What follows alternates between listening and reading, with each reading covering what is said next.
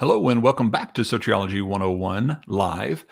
We had an interview earlier with Michael Patton, but I wanted to address this situation just simply because it was recently tagged on a post that was brought up by Dr. White with regard to the exchange he's been having.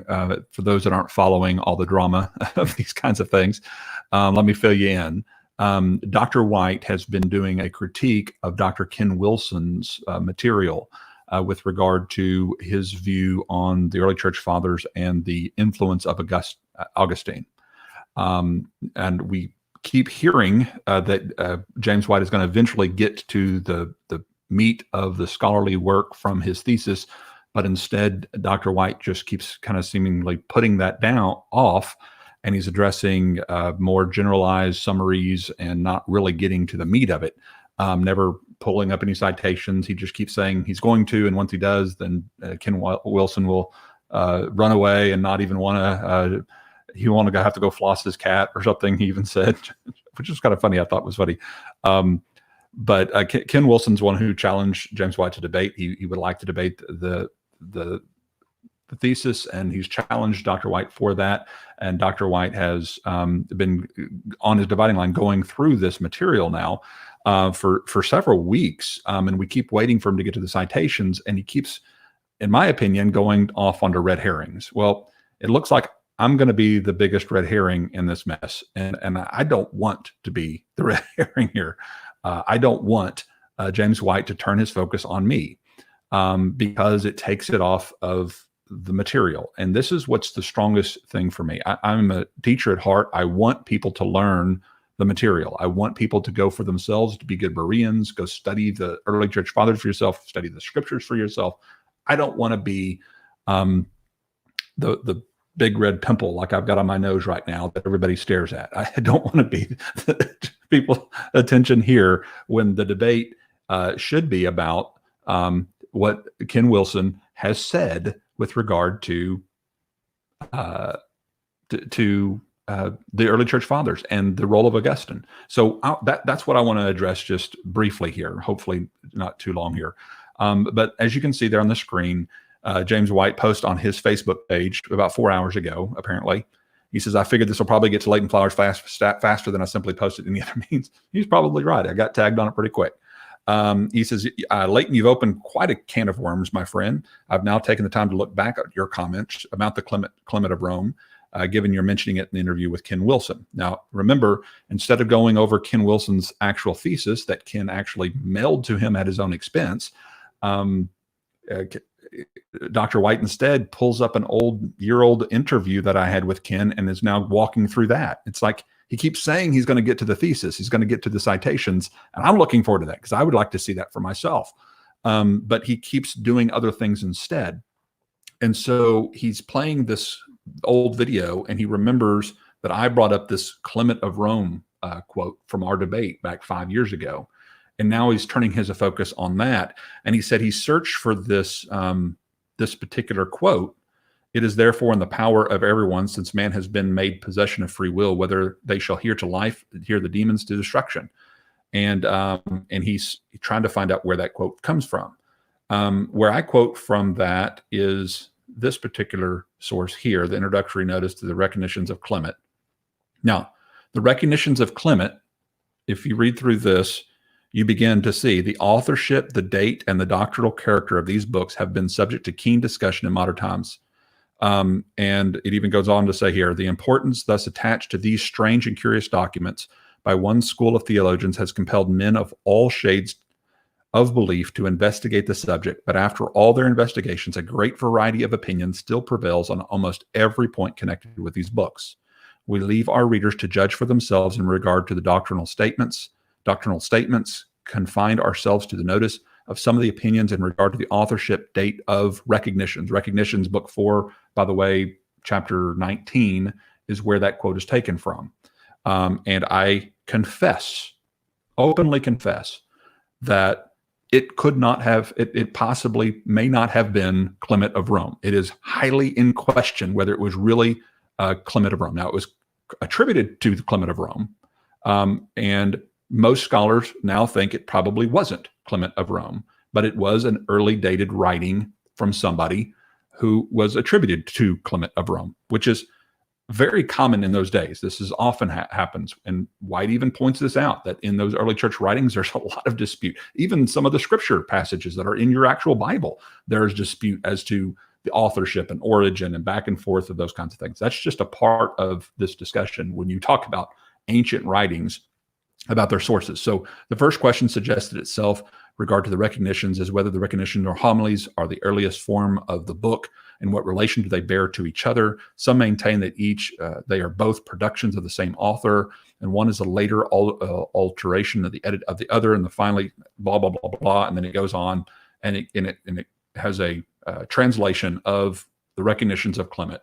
And like I said, it comes from Book 4, chapter 19, where that quote comes from. Okay, so Dr. White is right to say that the question, it is questionable as the origin of to where that quote came from. It very possibly wasn't of Clement. Okay, but you base that on what? You base that on scholars, right? Historical scholars who've looked through these materials, who've judged these different things, and though these have been attributed to Clement, we mostly can tell. I mean, there's dispute. There's some people who still probably attribute to Clement. There's other people who say, no, it's a later writing. No, it's a pseudo-Clementine writing and all those kinds of things. Great, fine, okay. But what I don't want is for me to become the red herring here. And I think that's what's about to happen today. That's why I'm addressing this now, because he's about to have another broadcast.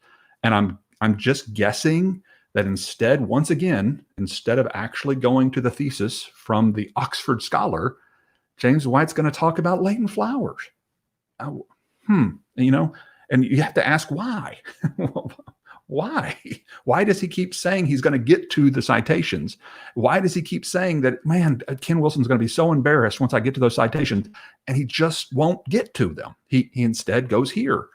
And so I wrote back to Dr. White. He didn't have the comments open on his Facebook page, so I had to share it and just post it on my page. Whether he sees this or not, I don't know. I couldn't post it. I did post it on another page section that he might see. I don't know. But this is pretty much what I wrote back. I just say, Dr. White, with deepest respect, I'll happily concede that the quote I read in my debate, which has been attributed to Clement from the Recognitions, Book 4, is questionable at best, as are many of the writings in that day. If you will stop using me as your red herring in your dispute with Dr. Wilson. I regularly confess I am not an academician on my program and often make fun of my own pronunciations. I mispronunciations. Oh, how ironic. And my own mispronunciations of words and other errors. And if and when I forget my own lack of intelligence, trust me, Dr. Jonathan Pritchett is always right there to remind me. Usually on Marco Polo. I'm Marco Polo with Dr. Pritchett. What did you pronounce that word? What did you say? Are you saying reprobate or reprobate? Did you forget an R? Just stuff like that. I'm always getting it from him. And if it's not him, my wife, of course, will correct me on my grammar. So I've got a lot of people around me teasing me for different things, and I'm perfectly fine with that. I was a youth pastor youth minister for 13 years. For goodness sake, I don't take myself too seriously. I've been put in my place quite a lot. So he goes on. He goes. I'm writing this to Dr. White. Okay, you began critiquing Dr. Wilson's shorter book, the summary that was geared for laymen, all the while telling everyone you would eventually get to the specific citations in time.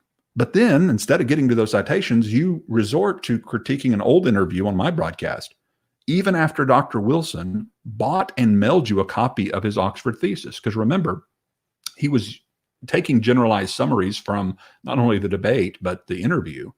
And he was just completely mischaracterizing what Wilson was trying to say. And then Wilson was like, okay, well, then let's just have a debate on the actual thesis instead of that summary. If you're going to overgeneralize it, here's an actual thesis. We'll have a debate on it. You pick the time. We'll wait until this COVID thing's over. These things have to be, planned months in advance anyway. And so Dr. Wilson says, let's just debate it.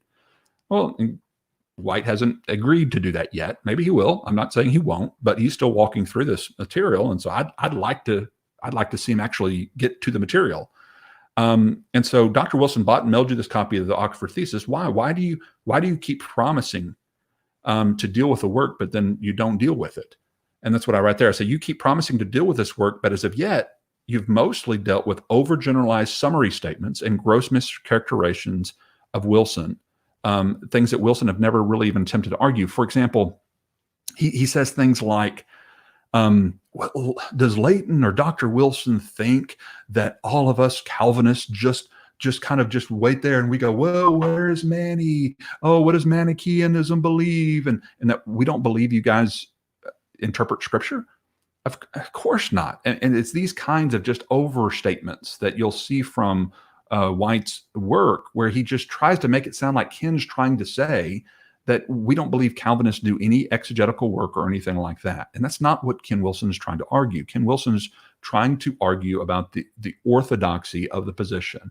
And when Calvinists quote from Augustine as their earliest source of orthodoxy, then we have every right to question that authority and look at earlier scholars so as to see the possible way in which Augustine could have been influenced to take the church in a different direction than it had been previous.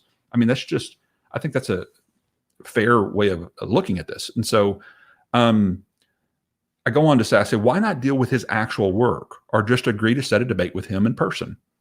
I'm just asking you to please stop using me as a distraction to keep you from dealing with Dr. Wilson's actual thesis. I think most people can see through that. Everyone knows I'm not the scholar. I'm not in academia, okay? Yes, I have a doctorate degree. Yes, I'm a professor at Trinity. I mean, I know Jonathan, that's why Jonathan Pritchett says, don't say you're not a scholar. I mean, I'm not an academician, okay? I'm not from the world of academia, all right? That's not what I do for a living. So I don't consider myself as all that intellectual, okay? I may be smarter than the average bear when it comes to sociological issues because I've studied a lot of soteriology, but, that's not what, hey, Kit Horton, you made the video there because you liked something, okay? So I think most people can see through that. Everyone knows I'm not a scholar. I'm just a tall, goofy Texan with a podcast. Okay, you got me. I'm stupid. I'm drooling on my keyboard as we speak. Funny. Now that's been established. You don't need to waste any more time on me. Focus on Dr. Wilson. So what I'm trying to say is, hey, White, if you want to make me the clown, the fool, the goofball guy, just the tall Texan that you can't debate, and you just absolutely crushed me in Dallas, and if you want to bump your chest, and man, I'm just so great, you won. Okay, good. Okay, now let's focus our attention back on Wilson.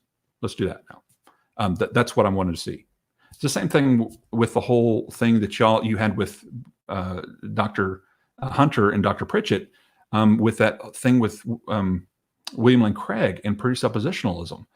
It's like you focus your whole attention on the negativity that the words that Pritchett was using were too negative and the polemics of it.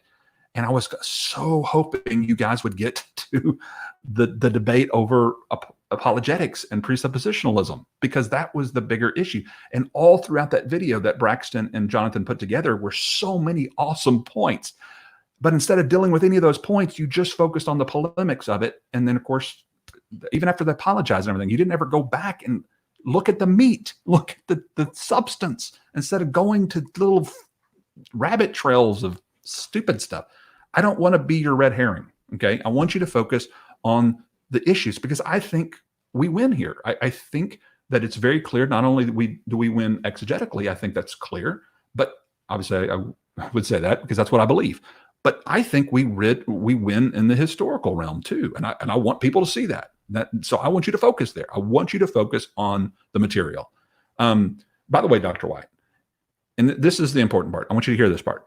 Dr. White, if you would simply concede, along with John Calvin, I'm about to read you the quote, and many Reformed historians, that all the early church fathers, save Augustine, extol the ability of the human will. Those are not my words. Those are John Calvin's words, okay? John Calvin came to the conclusion that the early church fathers extol the ability of the human will, okay? He's frustrated by this, in fact. And he says, save Augustine, of course. Now, then, if you would just acknowledge what Calvin acknowledged, your namesake, Calvinism, okay? If you would acknowledge just what he acknowledges, and many of at least the intellectually honest Reformed scholars that are out there, if you would just acknowledge what they acknowledge, then we can move on to the question as to why things shifted. if you could just acknowledge the early church father taught one thing, Augustine taught something a little different, then we can move on, and we could talk about why Augustine taught something a little different. We could talk about whether maybe Augustine was moved by the Holy Spirit to find things and to renew something within the church that the church had lost. Maybe that's an argument you can make. But facts don't care about your feelings. The facts are facts. And even historical scholars, again, you're appealing to scholars here. Let's appeal to the scholars. The scholars say that most of the early church fathers that we have record of, obviously, we're not trying to say that we know everything they believed and taught. We're saying based upon what we do know of them, they, quote unquote, extol the ability of the human will. Then if you could just acknowledge that, then we can move on to discuss things that actually matter. But that's the problem, that in none of White's replies have I seen anything where he is even willing to just basically concede this point and just to say, yeah, guys, it does seem like the early church fathers didn't have a clear understanding of this, and they did not get this. And it wasn't really until Augustine's writing that we see any clear indication of the earliest church fathers teaching on this particular subject, at least. If we could concede that, then we could just move on to that, and then we can begin to get into the debate as to why Augustine believed what he believed, and so forth and so on. Okay, so and by the way, just so you see this, Calvin wasn't the only one to do. I mentioned Loraine Bettner in one of my recent episodes too. He wrote this, and this is the guy who came up with tulip. Okay, this is the guy who, if I'm not mistaken, he's the one who popularized the acrostic tulip. Okay, Loraine Bettner, historical Calvinist historian. Okay, well-known scholar among Calvinists, esteemed by most Calvinists, and this is in his book, the Reformed Doctrine of Predestination. He writes this: it may occasion some surprise to discover that the doctrine of predestination was not made a matter of special study until near the end of the 4th century. The early church fathers, they, of course, taught that salvation was through Christ, yet they assumed that man had full power to accept or reject the gospel. Some of their writings contain passages in which the sovereignty of God is recognized, yet alongside of those are others which teach the absolute freedom of the human will. Since they could not reconcile the two, they would have denied the doctrine of predestination. They taught a kind of synergism in which there was a cooperation between grace and free will. Regarding what we now call the doctrine of predestination, Bettner went on to say, this cardinal truth of Christianity was first clearly seen by Augustine. Let me say that again. This cardinal truth of Christianity, in other words, he thinks it's true. Calvinism is true. The doctrine of predestination is according to what Calvin believed, individuals being chosen for salvation. That is the cardinal truth he's referring to. The cardinal truth of Calvinism's Christianity was first clearly seen in Augustine, and that is a Reformed historian. There are other quotes from other historians. Davenant in the 1500s, also, he's a bishop, John Davenant, which is a part of the Synod of Dort, okay, in 1618. He writes, it may be truly said of Augustine and Pelagius, there was no question concerning the death of Christ, whether it was to be extended to all mankind or to confine only to the elect. For the fathers, not a word that I know of occurs among them of the exclusion of any persons by the decree of God. They agree that it actually beneficial to those who believe. Yet everywhere confess that Christ died on behalf of all mankind. Augustine died in AD 429, and up to his time, at least, there is not the slightest evidence that any Christian ever dreamed of a propitiation for the elect alone. Even after him, the doctrine of limited propitiation was but slowly propagated and for long but partially received.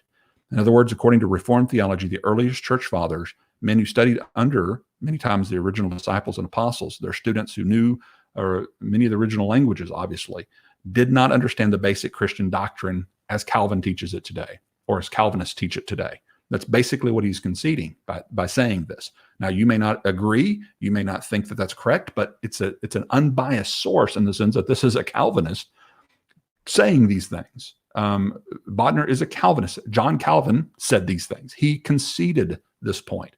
And that's what I'm trying to get James White to just concede this point, at least, that the earliest church fathers, quote unquote, extolled the ability of the human will. Then I go on to say this. Think about it, Dr. White. You are speaking and you're asking me to concede what many scholars say about pseudo-Clementine writings, like I just admitted, while refusing to listen to the same scholars who acknowledge that the earliest church fathers clearly extolled the ability of the human will. Do you not see this double standard there? In other words, you're appealing to scholarship to discredit my quote from Clementine.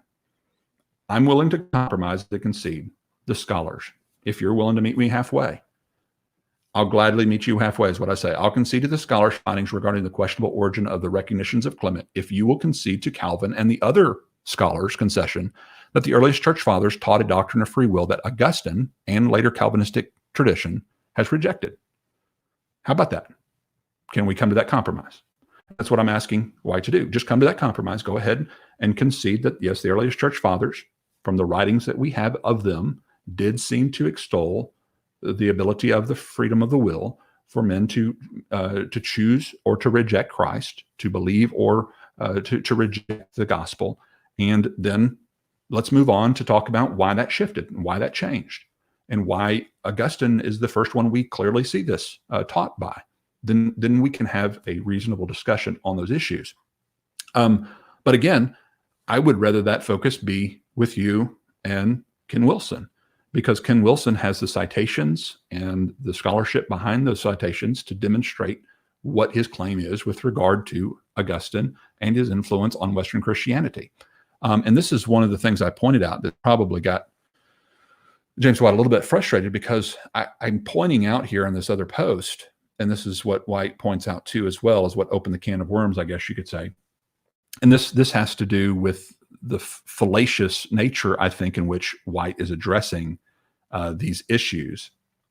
And so I just point out that I've listened to the last 4 or 5, 6, I don't know how many dividing lines there have been. I've lost count. But there's been quite a few dividing lines where Dr. White addresses Ken Wilson. And I've listened to them. Admittedly, I have listened to them on double speed, usually while exercising in some way. So I could have missed things. I admit that. But this is what I've witnessed so far. Here's my feedback so far. And I asked for feedback from the audience as well. Okay. Number one, he seems to focus on all the ways that the Stoics, the Gnostics, and the Manichaeans are distinct from Calvinistic Christianity, instead of addressing the one thing they hold in common, i.e., deterministic philosophy, denial of free will, as seen in extolled by the early church fathers. Okay, so the early church fathers extolled the ability of the freedom of the will, as Calvin admitted. Augustine took a different path. So let's talk about that. And instead of talking about that, what you seem to do, Dr. White, is instead focusing on all the ways that the Stoics, the Gnostics, and the Manichaeans are different from Calvinists. And you for on your last program, Dr. White talks about the weird sexual practices of the Manichaeans and how strange they were, and how they believed about through sexual activity they give birth to stars or something, just some weird goofy stuff. Okay, nobody's denying that the Gnostics were weird had really strange beliefs, and no one's trying to say that Calvinists are equal to the Gnostics. At least I'm not. I mean, there may be guys out there in the extreme camps that are doing that to you, and that's not from me or Dr. Wilson. That's just people doing what they're going to do on the internet. Okay, so we're not trying to say Stoics and Gnostic and Manichaeans are exactly like Calvinists. Okay, that's not our goal here. What we're trying to say is that the thing that they have in common is a more deterministic philosophy. This is one of the reasons that Chrysostom, back in the late 300s, very likely in his commentary on John chapter 6, actually said, in his commentary, he actually said on verse 44, he says, the Manichaeans leap onto this verse as a proof for their view that man has no control. So at least Chrysostom, an early church father, recognized that the Manichaeans were latching on to verses like John 6:44 in the same way that Calvinists do today to prove a doctrine of total moral inability from birth and irresistible grace, which is a form of theistic determinism. You're born this way, you can't control it, you're going to go that way, you're destined to hell without any control over where you're going ultimately, and unless he chooses you, and if he chooses you, he can change your nature to make you do other things. That's just theistic determinism, and the Manichaeans had a form of that. Now, it was very different than the Calvinistic form. There's a lot of differences. We're not claiming there aren't differences, but keep in mind, Augustine was a Manichaean for 10 years. It's so, what is it? Somebody said, it's so ironic how they will slap the label of Pelagian on us when we were never Pelagians, never read Pelagian, don't know anything about Pelagian. Ism, as they even say, you don't even know anything about Pelagianism. You don't know, you haven't read them, and yet you'll slap the label of Pelagian on us, and yet Augustine was a Manichaean, a self-proclaimed Manichaean for 10 years. And it's blasphemous to even suggest that he could have possibly been influenced in any way, shape, or form by his Manichaeanism upbringing. That just doesn't seem very reasonable. And so I just think that we can do better than that as Christians. And so this is what I'm just pushing back on, is just to say, let's address this in a healthy way without focusing on things that don't matter. Okay. So it doesn't really, to me at least, it doesn't matter the fact that Stoics and Manichaeans and Gnostics have distinctions from Calvinism if they have the one similarity, and that is the one thing that Augustine is said to have introduced into the church, and that is a more deterministic reading of passages like John 6:44, as demonstrated in the facts of the matter. And so that seems to be a form of a red herring, where you're focusing upon the sexual practices of the Manichaeans and all their weirdness, so as to avoid the one common thing that we see that Augustine introduced into the church. All right. So the second one is the focus on all the ways that the Stoics, the Gnostics, and the Manichaeans are different from each other. Because White spent a lot of time on one of his episodes talking about how different Stoics were from Gnostics, and how different certain kinds of Gnostics were from specific kinds of Manichaeans, and how many different types of Manichaeans there are, and all these other things. And then he seemed to suggest that Ken Wilson doesn't even care about that. He even says something like, Ken Wilson doesn't even care about that. He doesn't, almost as if he doesn't even know. I'm just like, okay, what? That Ken Wilson recognizes there's difference between Stoics, Manichaeans, and Gnostics. He understands that. The fact that he's not addressing that, his thesis doesn't claim to be exhaustive in covering every single point. His thesis is to cover what? His thesis is to demonstrate a particular point. And so he's going to highlight and talk about all those points. He's not going to necessarily delve into every other nuance differences between all the different groups of esoteric weirdness that's back there in those days. He's just simply pointing out that we don't see anything that remotely looks like individualized predestination to salvation until we get to Augustine. Instead, we see this, and this. We see the extolling of the ability of the freedom of the will, libertarian free will taught in the early church fathers. And here's all the proofs of that. And instead of dealing with those proofs, instead of dealing with those quotes, you focus on red herrings. And that's what we're pointing out.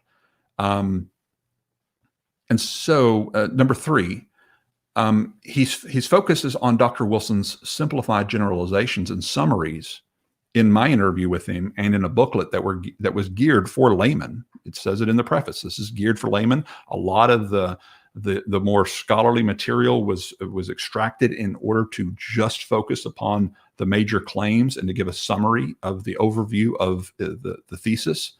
And so White would capture a quote from the interview, or a little section from that booklet, and he would take it and he would overstate what Wilson's said in his generalizations and his summaries, and draw absurd conclusions about what Wilson wasn't really saying. For example, Wilson would, in an interview, would make a more generalized summary of, well, no, they're not getting that from the early church fathers. They're getting that from Augustine. That's where it's coming from. It's coming from Augustine. And White would take that, oh, that means that it's only coming from Augustine and they don't even consider the Bible.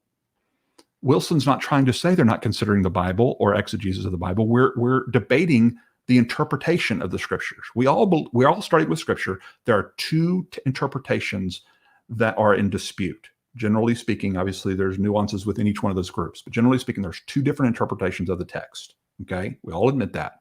We understand that Calvinists have an exegetical commentaries and all these things based upon their understanding of scripture. We get that, okay?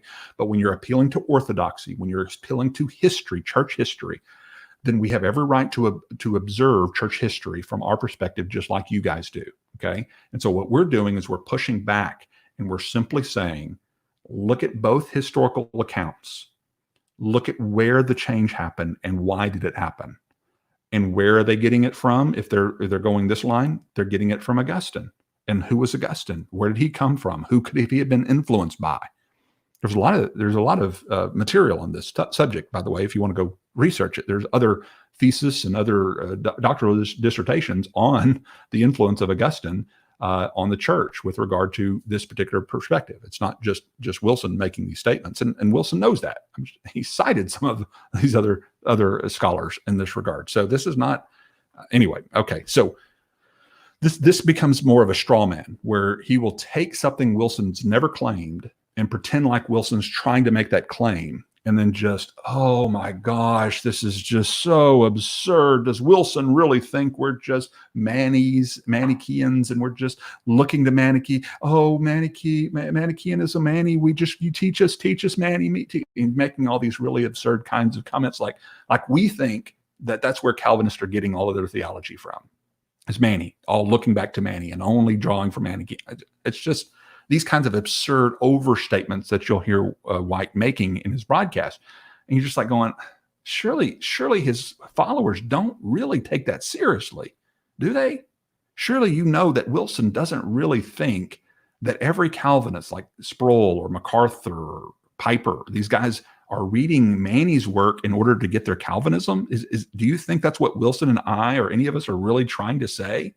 But that's the kind of thing that White seems to be suggesting that that's what we're trying to say. And it's just, it almost becomes absurd. For example, White pretends that Wilson is attempting to argue that Calvin and all Calvinists completely ignore the Bible and get all their theological views only from Augustine and Manny, from Manichaeans, which is a straw man argument. It's not what we're trying to say. Okay, we're just appealing to orthodoxy in the same way that you would, looking at the historical accounts the same way that you would. And making our case the same way that you would as a Calvinist. Okay, we have every right to do that. So number 5 is he references an unknown Lutheran who supposedly provides over 150 pages of apparent contradictions of Wilson's work on Augustine's view of baptism as it relates to other church fathers, which again has little to do with White's actual point of contention with Wilson regarding the introduction of deterministic philosophy within the church writings. Again, this is another red herring. Instead, he tells his audience that he's not going to provide the material because he wants to let that Lutheran provide it himself. This was his last episode where he says there's this Lutheran who has a weird Vietnamese name that somebody pointed out. That's not really a name. It's like a translation for a small boat or something, a dinghy. I don't know. I don't know if it's his real name or not. What I do know, based upon what somebody commented, is that he was posting on our page for a long time and he was blocked. And the reason he was blocked was not because he was trying to refute Ken Wilson. If anybody who's on our page knows, we don't block people because they bring refutations. We block people if they disobey the rules by saying things slanderous and outrageously rude and crass. We don't put up with that. And he was warned several times from what I was told. And he continued to do this. And many of the quotes he provided were demonstrably just false within their context. Now, he may have had some valid points, but they were buried under slanderous comments, calling Ken Wilson a liar and all these kinds of horrible things that he was saying about him, and then calling other people who were posting other materials all kinds of names. And then he would post a bunch of screenshots of texts claiming this guy says this and this guy says that. And some of them may have been valid, but if he would have simply presented himself in a somewhat of a cordial manner, then he might have been heard on the actual points of contention that he claims against Wilson. And again, Wilson's not infallible here. I mean, he could have made some errors, just like I have admitted that the quote from Clement is very questionable as to whether it's truly of Clement. Yeah, any dissertation can be questioned by fellow critiques and scholars, and adjustments can be made accordingly based upon a misquote or a misapplication of a quote or contextual issues. Okay, all right, that's reasonable. We can see that may happen, and Wilson may have to own up to some of those mistakes. I don't know. We'll get there, hopefully, with White, if he'll actually stop going off on all these red herrings and focus on the citations themselves. But so far, we haven't got any of that. Okay.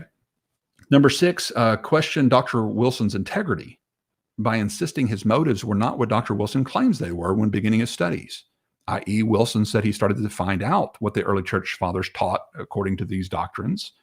And instead, Dr. White accuses Wilson of going in with an agenda.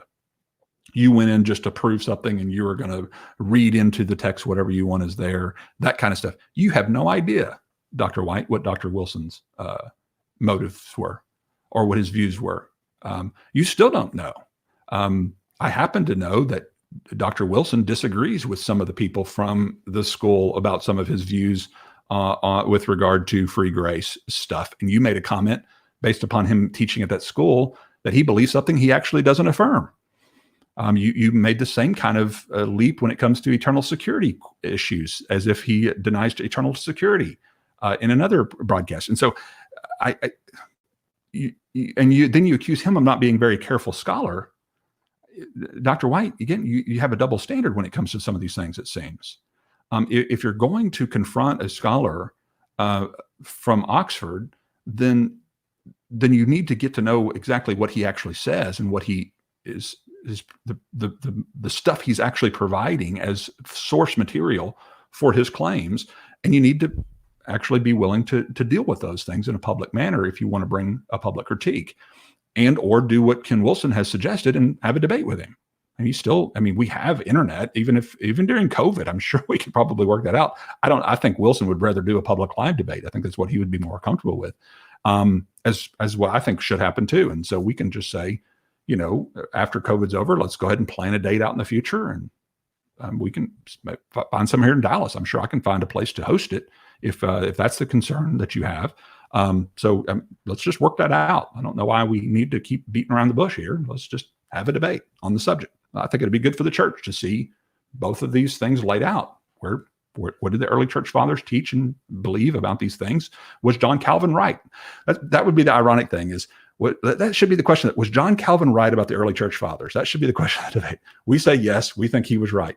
They did extol the abilities of the will of man. And James White, you could take the opposite side against Calvin. No, John Calvin was wrong. The early church fathers actually did maintain some form of predestination as in accordance with what Augustine taught and later the Calvinistic tradition. I don't know. Go with that.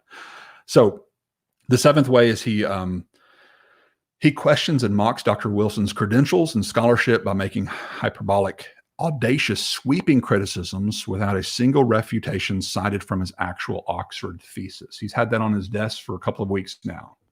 And I've still yet to see a citation brought in front of the people and said, look at the citation from Ken Wilson about this particular issue that we're actually discussing, and not about baptism issues and other things that don't really have to do with this particular issue.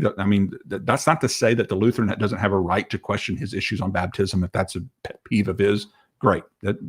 More power to you. Go for it. You can question Ken Wilson all you want on the baptism issue. Okay, fine.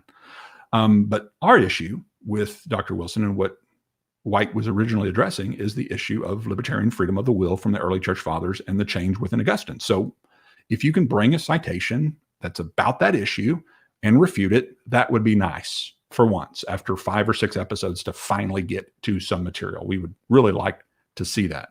Point 8, keep promising your audience that you're going to get to the scholarly citations and tell them there are hundreds of mistakes without actually citing a single one, and then conclude Dr. Wilson won't even want to debate after these refutations finally come to light, which is just a form of chest thumping.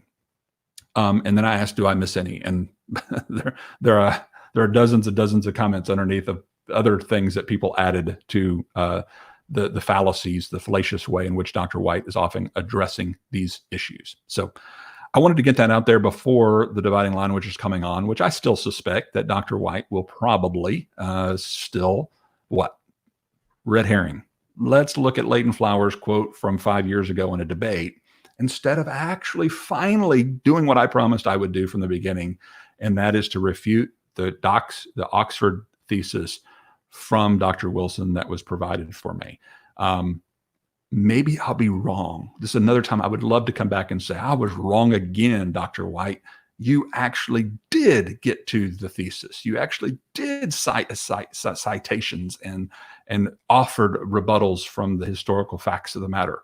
Then maybe I can persuade Dr. Wilson to take a break and come on and be in the program and respond to some of these things. Or, as he would rather do, I think, have a debate with you.